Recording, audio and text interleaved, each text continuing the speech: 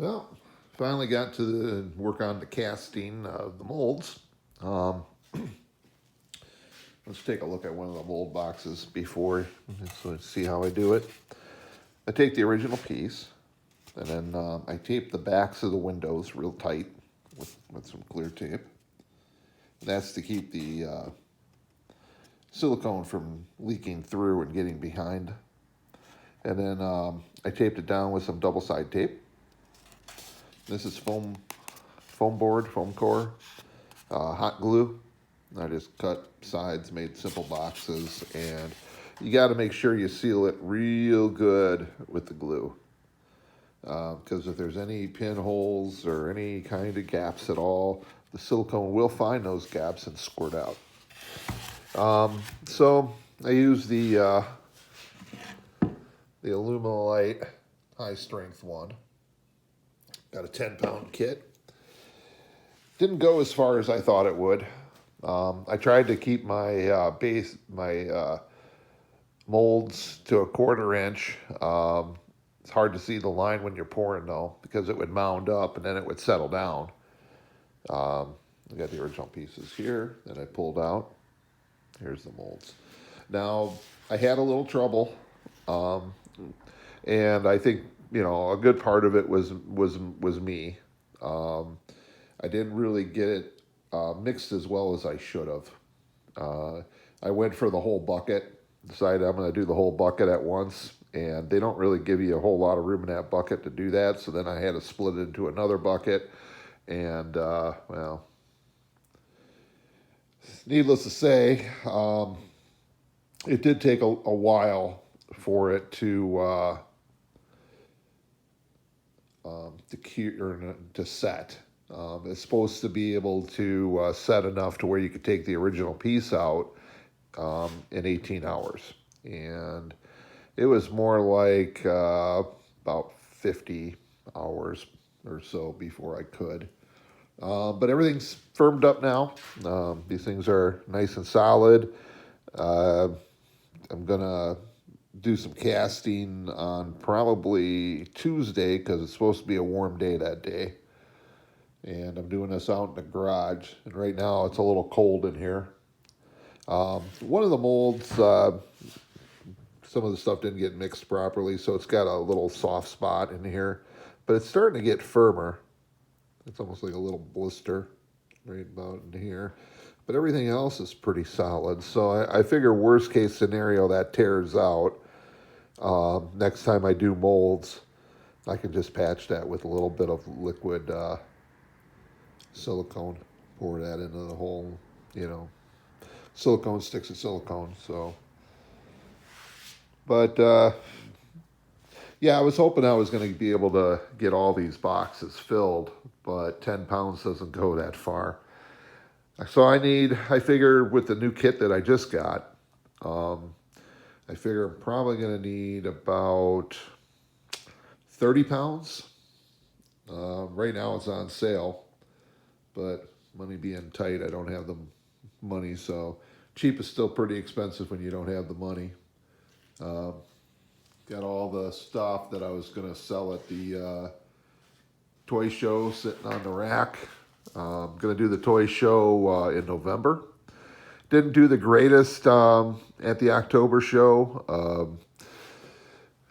I sold a few things, sold a few cars, sold a couple 1/18 scale cars. So at least I paid for my way down and back, and I bought a few cars while I was there, and then made a couple bucks. So that was okay. So my friend and I, Paul, we're going to do the show again in November. So that's going to be, I'm not sure exactly the date. I think it's the second or third week. I think it's the second weekend in November, if I'm not mistaken. And it's a good show if you're a buyer. The whole place was filled. I mean, it's like a gymnasium with a couple side rooms. It's a big auditorium. And it's a nice show. You got at least 60 vendors there. The prices aren't bad. I found a few things I liked. So if you're in Northern Illinois or Southern Wisconsin, you should check it out because it is a good show. They have it every month during the winter. I think it runs from October till March or April is the last show. And they do it once a month, and it's a good show. So, anyways, needless to say, what we're going to do is I got to wait a couple more days for these to cure. That'll put me at about Tuesday, and that's going to be a warmer day. So then I'm going to grab the molds I got from the basement, and I have 2 gallons of resin, and I'm going to make as many buildings as I can with what resin I have. And hopefully that'll keep me busy then during the winter building those buildings. So that's about all we got with that part. It's getting cold out. It goes from air conditioner weather to heater weather really quick here. Just a couple of weeks ago we were sweltering, and now it's getting cold. So this is my window to do this stuff. It's going to get too cold in the garage pretty soon, and this is something you don't want to do in the house. There is a ton of fumes that comes off of this stuff. It's a good product. It can be a little touchy. They do make like a really easy, idiot-proof silicone for making molds. I think it's called Amazing Mold Maker. It's supposed to be idiot-proof. This stuff is not idiot-proof. You do exactly the instructions, and you make sure you have the proportions exactly right between the base and the activator, or you will cry. But it's a good product otherwise. It's just something that I would say it's not for amateurs. Go with the Amazing Mold if you're a beginner. Get some experience with that, mold making and casting, and then you can move up to the big boy stuff later. Or the adult stuff, I should say. I don't wish to offend anyone. So yeah, we got. I got to get some more silicone, but that's going to have to wait till spring now because it's going to get too cold to work in the garage with this stuff. So, but yeah, you definitely want to do it in a very, very well ventilated area. I did it in my garage, and my garage is sealed and insulated from the house with an outside door. I have a laundry room between my house and my garage, and I could smell the silicone curing in the laundry room. So if I would have done it in the basement, it would have just fumigated the entire house. And this stuff takes 7 days to fully cure. So during that time, I mean, right now, it's been curing since Monday. And last Monday was when I did the pour. And it's still stinky in here. Not as bad, but they stop smelling once they get cured. But it's just best to do it in a garage or a shed, someplace where you got a lot of ventilation. Make sure there's air moving when you pour this stuff because it'll make you goofy if you don't. You know, it's be like sniffing glue. And if you're doing that, then you're going to be making some mistakes and your molds aren't going to turn out really very well. So, that being said, I find casting is a great way, especially now that I'm getting into the downtown section of the diorama.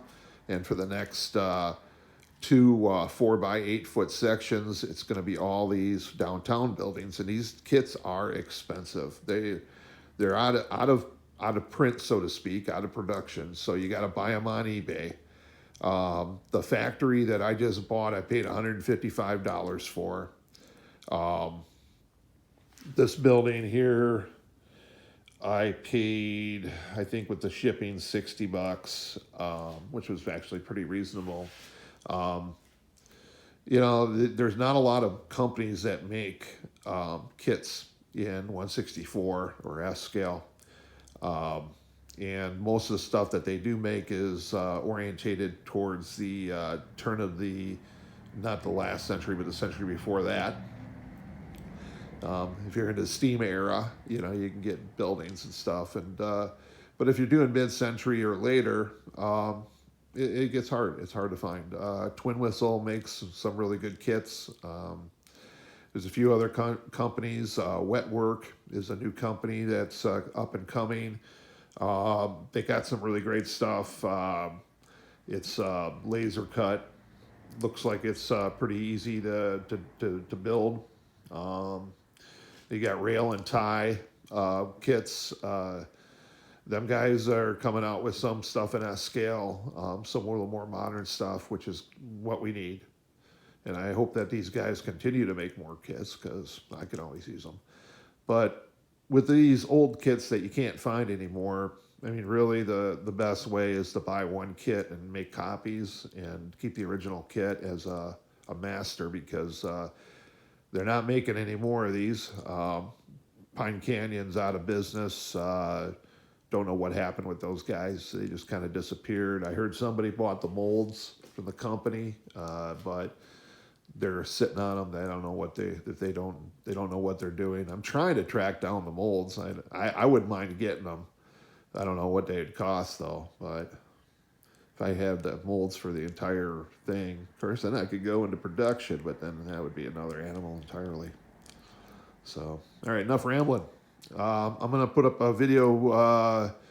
This video going up today. I'm also gonna do another video, a daylight video of the diorama. So that was by request. So, anyways, please subscribe, like, and share, comment, and I do appreciate it all. Thanks. Bye.